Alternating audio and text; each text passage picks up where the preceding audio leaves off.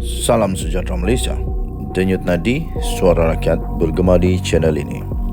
Terima kasih kerana bersama-sama dalam channel ini untuk mendapatkan berita-berita terkini yang sensasi, mantap dan terbaru.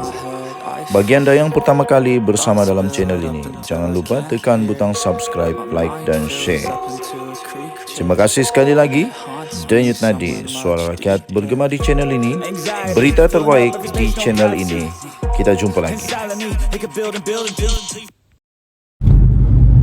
Salam sejahtera Malaysia. Denyut nadi suara rakyat bergema di channel ini.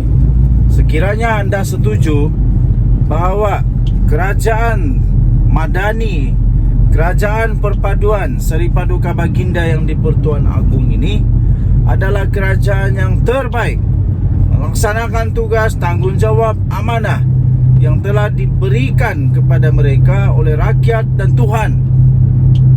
Anda boleh komen, saya setuju.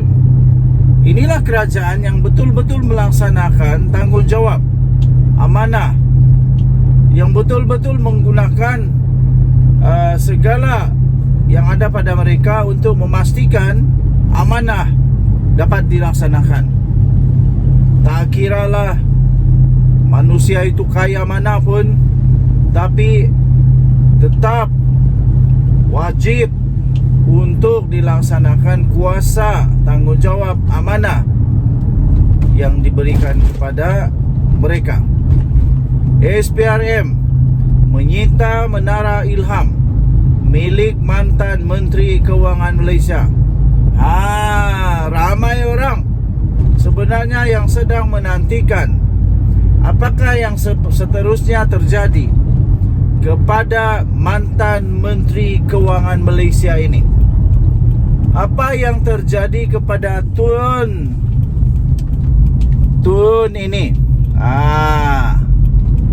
Yang merupakan kawan baik kepada Tun Mahathir. Menara Ilham yang bernilai berjuta-juta dolar, sebuah milik bangunan komersial milik keluarga mantan Menteri Kewangan Malaysia Tun Daim Zainuddin, disahkan telah disita oleh Suruhanjaya Pencegahan Rasuah Malaysia SPRM. Menurut sumber, dalam peningkatan mendadak terhadap siasatan berterusan ke atas kontroversi urus niaga oleh entiti korporat yang sebelum ini ditadbir oleh UMNO.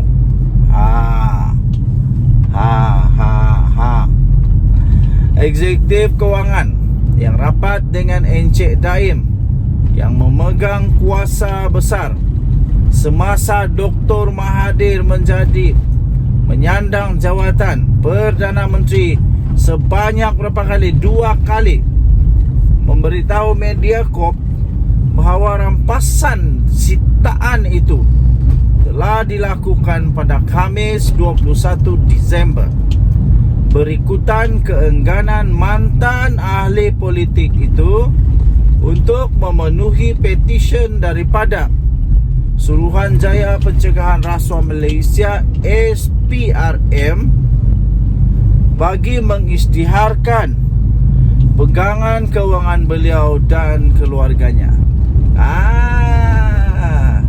Ini rupanya. Kenapa ya? Kenapa tidak berani? Kalau berani buat, kalau tak berani kenapa? Tindakan SPRM terhadap Encik Daim adalah sebahagian daripada proses siasatan anti pengubahan wang haram yang bermula pada akhir Mei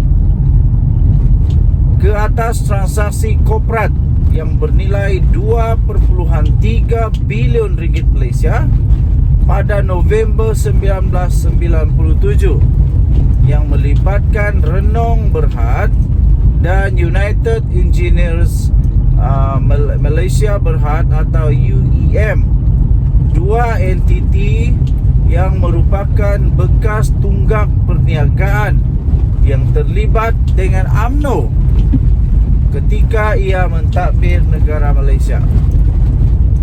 Pegawai SPRM tidak dapat dihubungi untuk mendapatkan ulasan segera, dan Encik Daim yang berkhidmat sebagai bendahari UMNO di antara 1984 dan 2001 juga tidak mahu mengulas. Eksekutif Kewangan yang rapat dengan Encik Daim Zainuddin berkata bahawa mantan ahli politik itu menerima arahan daripada SPRM pada akhir Mei untuk mengisytiharkan kewangannya dan aset lain milik ahli keluarganya. Tetapi Encik Daim Zainuddin telah menolak permintaan tersebut.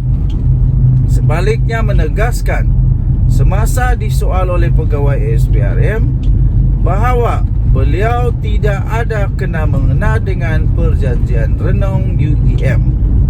Encik Daim menegaskan bahawa perjanjian korporat yang melibatkan UEM memperoleh 33% kepentingan dalam renung adalah semata-mata transaksi korporat di antara syarikat yang ditadbir oleh pengurusan, lembaga pengarah dan pemegang saham masing-masing, kata eksekutif kewangan yang rapat dengan mantan ahli politik itu.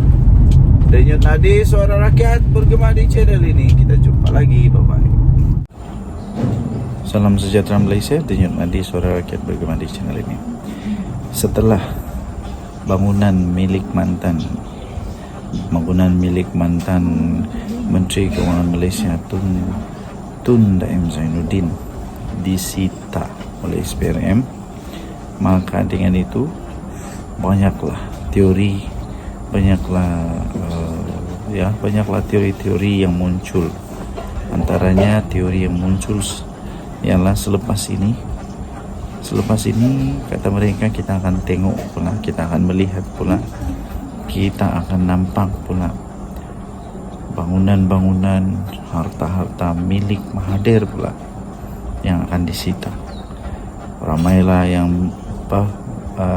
yang mulai membuat perkira-kiraan, kononnya selepas ini rumah milik Mahathir pula disita oleh SPRM. Kononnya selepas ini harta benda Mahathir pula yang bakal disita oleh SPRM. Kerana mereka kata kekayaan mereka berdua ini, Daim Zainuddin Mahathir ini, berkait rapat.